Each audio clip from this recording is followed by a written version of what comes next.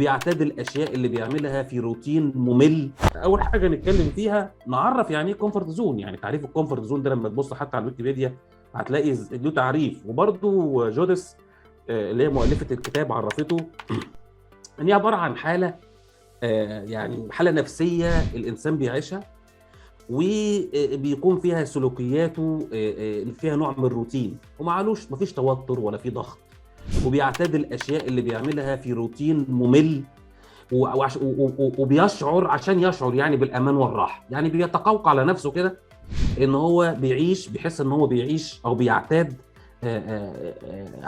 روتين معين في حياته، بحيث ان هو يامل ليه ان هو يعيش في امان وراحه. طبعا الكلام ده بيكون ناتج من حاجه نفسيه عند البشر، ان هي بتكره التغيير. يعني الناس عامه هي بتريفيوز اللي تشينج.